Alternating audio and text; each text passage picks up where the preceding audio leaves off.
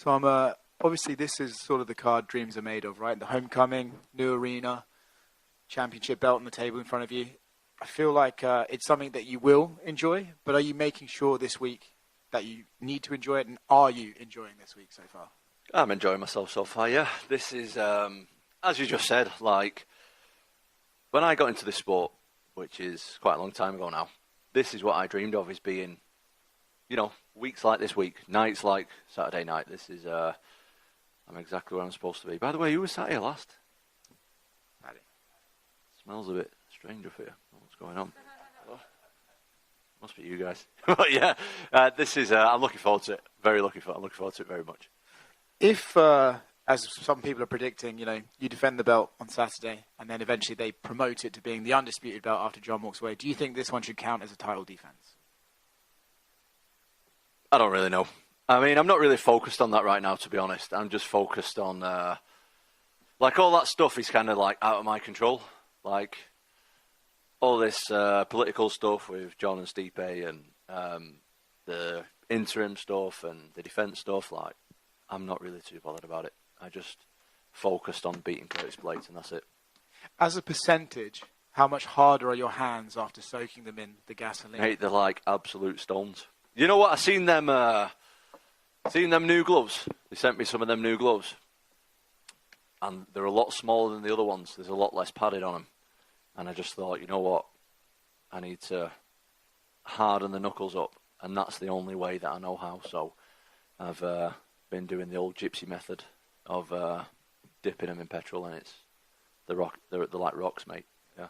Is any part of you concerned about the obvious health risks of putting your hands in petrol for Which are what? I don't know. I just feel like having a flammable liquid seep into your hands is probably going to cost you at some point. They're doing all right so far, mate. We'll find out on Saturday night, won't we? We'll find out if I get a disgusting knockout on Saturday, you better believe that half of the roster are going to be dipping the knuckles in petrol. So it'll be all good. I know, obviously, life doesn't really go past this weekend, but should you get the win this weekend, does it make sense for you to be in November in Madison Square Garden in November watching those two fight? I mean, that'll be a lot of fun. I love New York, love MSG, so that would be great. Tom, right here. Before Curtis's last fight, he said that a lot of fans and pundits kind of view him as the gatekeeper of heavyweight. You can't be a contender until you face Curtis. But you yourself said that you take Curtis Blaydes very, very seriously. So do you view Curtis Blaydes as a gatekeeper, or is that just a moniker? No, I don't at all. I think the guy's been in the top 10 for a long time. He's done basically everything that there is to do apart from win a title. Curtis Blaydes has done so.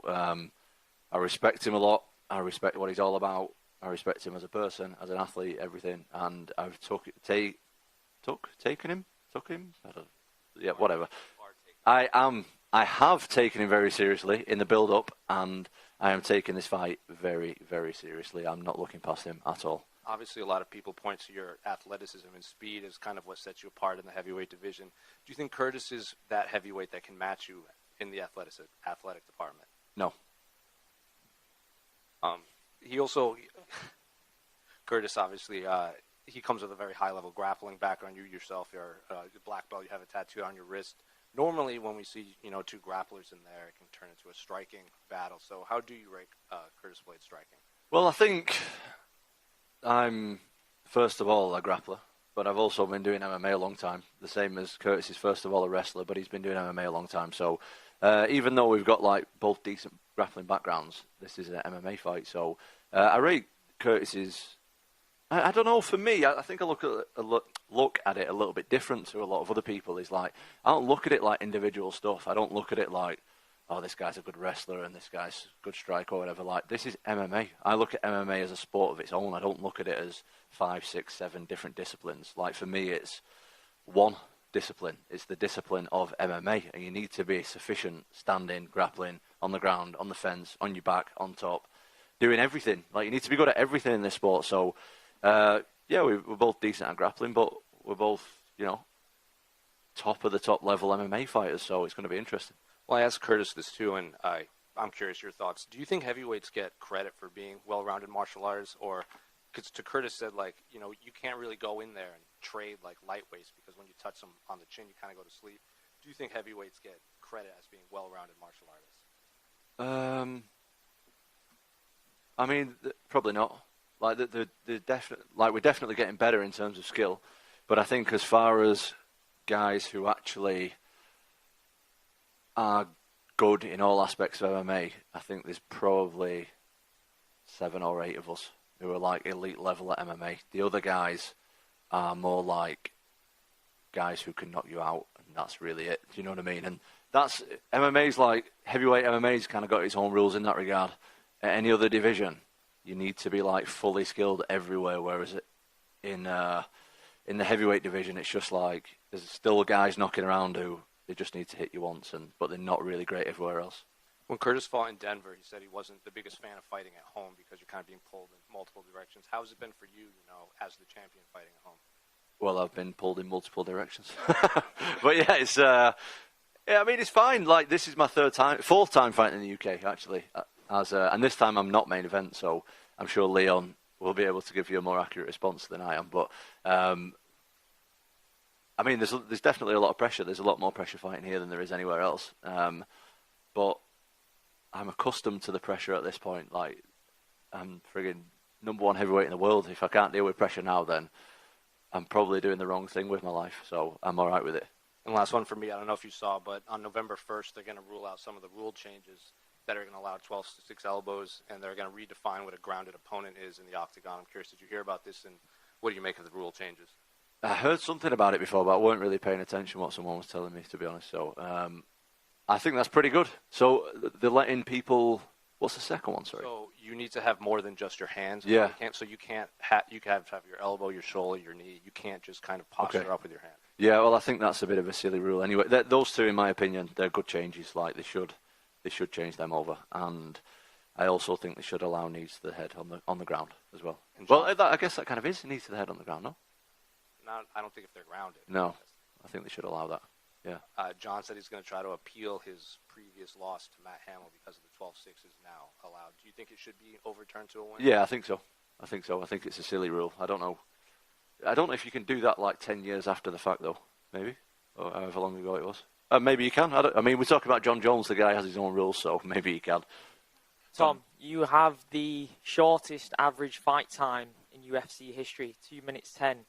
If you didn't already know that, now you do. Is that something that you want to keep going? You want to hold on to that mantle? I mean, it's nice to have, but it's not something I've tried to have. Do you know what I mean? Like, I always go into a fight, honestly, on the contrary to what people think, I prepare for a hard 5 rounds every time. And I see, I always get the same thing from my opponents on my opponent's team. And it's like, oh, we're going to drag him into deep water. We're going to bring him to a place he's never been before. The reason I've never been to them places before is because no one's good enough to take me yet. And that's not me being cocky, that's the reality of it. So everybody comes in and says, yeah, we're going to drag him into deep water. We're going to take him to this miserable place, blah, blah, blah. Like, brilliant. I'm prepared for it. Take me there, please, because I've never been there and I want to see how it goes myself. It's not, I'm not shying away from that at all. Like, if somebody can take me to the 3rd, 4th, 5th round in a competitive fight, fantastic. Because you've been nowhere close to seeing those rounds. And Curtis's team, they've not tried to keep anything secret. They've said that the aim of the game is to try and dominate you on the ground and split you open with elbows. But they're underestimating your incredible jiu-jitsu, aren't they? Do you feel that that would feed into an aspect of your game that has rarely been seen? I don't think they're underestimating me at all. I think that's just talk. And talk is talk and fighting's fighting. So we'll find out on Saturday. Final one from me. Has it been surreal, when you look back where you were 10 years ago to now seeing that Atherton is featuring very prominently on the UFC Embedded Fight Week? Is that crazy to see, where you're at and, where the town's at as well? Yeah, we'd love to see it. We love to see it as Atherton boys, don't we? Very, very nice. No, it's really nice, yeah. It's really, really nice. And the people love it as well. Do you know what I mean? There's not a lot happens in that town, so to be able to... And that's not me, I'm not saying anything bad. I'm not saying anything bad. If I can, bring some positive light to that, that's fantastic. Are you anticipating another mural, one that you're a bit happier with the arms? Yeah, the arms are very small. I think my arms are quite decent, and then when I seen that, I was like, oh. And I don't know why, also. I'm still confused as to why I'm dressed up as a Roman. Like, I don't know why that as a gladiator or whatever it is. I have no idea why that is, but it's of course I'm honoured for having my face up in my hometown in a massive scale at school, but I don't know why as a gladiator. I still don't understand it. Tom, down here to your left. How was the social media detox for you going into this fight? Is the first time you've done it? Yeah, pretty good.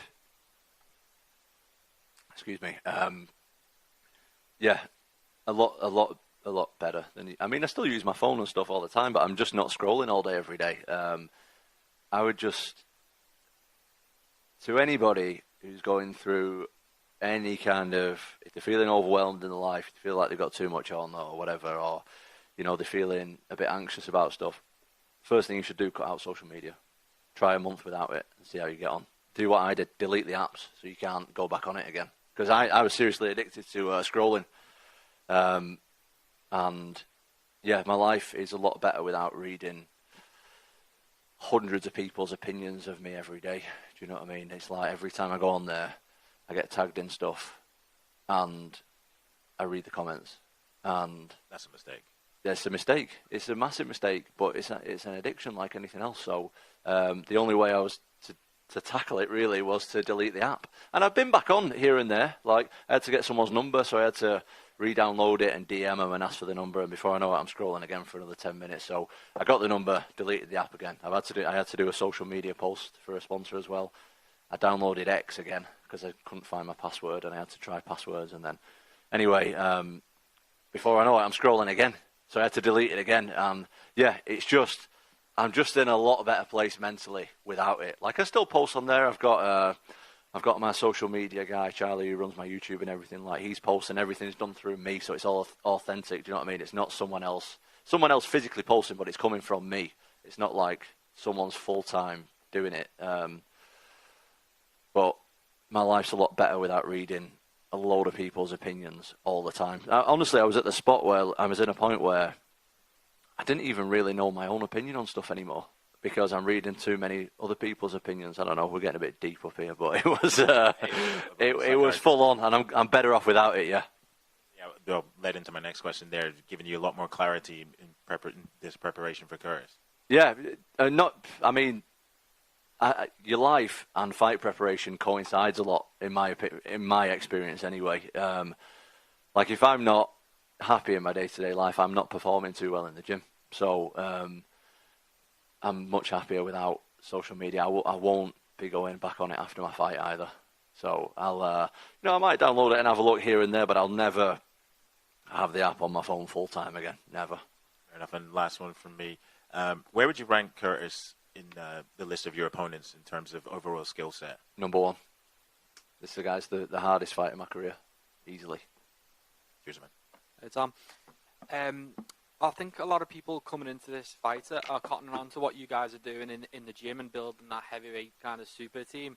Are you fielding like more fighter requests to come down and get involved, and are you expecting more, with a win this Saturday?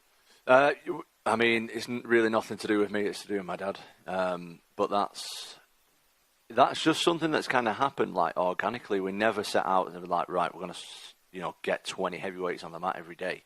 I just kind of like needed big guys to train with. The big guys were kind of local, so we started training together.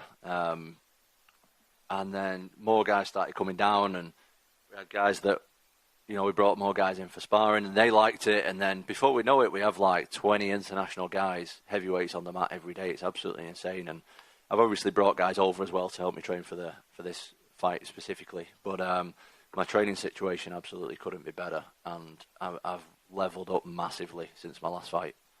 And looking back to the last fight with Curtis, after the fight you shared a beer, talking about some of your memories from that moment, did it feel like unfinished business even when you're sharing a pint with him? Yeah, absolutely. Curtis is a good guy, man. Curtis is a nice guy from my knowledge of him. And I'm sure he thinks similar to me. I don't know, I can't speak for him, but I'm definitely going to try and knock his head off his shoulders this Saturday. And I'm sure he'll say the same for me. Do you know what I mean? That's the sport. But Curtis, as a human being, from my experience at least, is a good guy. Just finally from me, the pound for pound debate rages on. Dana White, whenever he gets a chance, he'll tell you John Jones is the man. Other people say he's not active enough, and you're in a position to comment on that. What do you think? what is this pound for pound bullshit?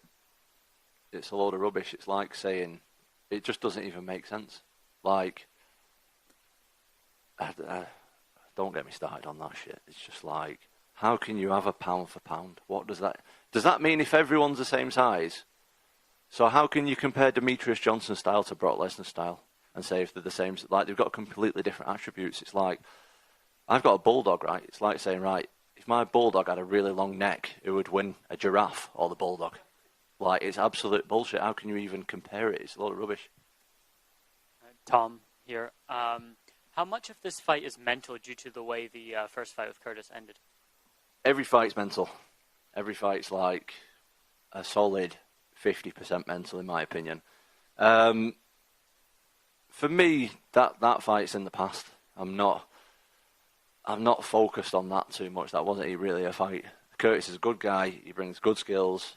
He's great everywhere. And we're two different guys now than we were 2 years ago. You know, MMA moves really quick. So, yeah, this is a new fight for me, really. And you were Muhammad Makayev's first ever Brazilian Jiu-Jitsu coach. What was it like? What has it been like seeing his rise up this flyweight division? Yeah, I don't know. Did he tell you that? He said it in an interview a couple Oh, of right, maybe. I don't know. Because I used to teach a kids class, and he would come to the kids class. That's how it worked. Yeah, I've known Muhammad since he was like 11, 12 years old. Since he first came to this country, really. I mean, I'm not involved in his career anymore. I don't know what he's doing at the moment, but I speak to him all the time. We're friends. But before he was even fighting, really, he's like special. He's a special guy. And I believe he's definitely going to be a champion in the flyweight division for sure. What do you think of his fight with Manel Kape? In all honesty, and this is nothing against Manel Kape, I don't really watch flyweight MMA, so I don't really know much about him, to be honest. So I don't know how the fights. I don't have an accurate assessment. I watch Muhammad because Muhammad's my friend, and I'm interested in him, obviously. As far as the flyweight divisions, usually, in all honesty, I'm fast forwarding the flyweights. Tom, just to answer you right, in terms of it being a Manchester card, and I know you're not the main event, but do you feel more pressure because this is everything that you asked for in terms of coming to Manchester? Are you saying that the UFC are in Manchester because of me? Is that what you're saying? I feel like you're That's a bit what of it a sounds part of like. it, mate. I'll embrace that if you are. I'm just joking. I feel pressure at every fight. I really, really don't want to get knocked out in front of millions of people. So, regardless if it's in Manchester or wherever else it is, I'm feeling the pressure. Do you know what I mean? But I mean, I'm definitely feeling the pressure, but I'm not feeling it any more than normal right now. But at 5 a.m. on Sunday morning, when the walls are vibrating, when I'm in the changing rooms and I can hear the crowd, maybe I'll feel different. But right now, it feels quite normal. And what would your advice be to the other fighters who are here in Manchester? What would you have them doing while they're here? To be honest, like, I've travelled quite a bit with fighting now, and you can't really enjoy the places where you go when you're fighting. Do you know what I mean? Like, you're stressed out, so you can't really enjoy it. But I was saying the other day to somebody, like, if you're coming to Manchester to like have a good time and watch a fight, I personally think it might be the best city in the world for that. Like, to show up, to go to some bars, to explore in the daytime and watch a good scrap on a weekend and then leave the day after. Probably the best city in the world, mate, in my opinion.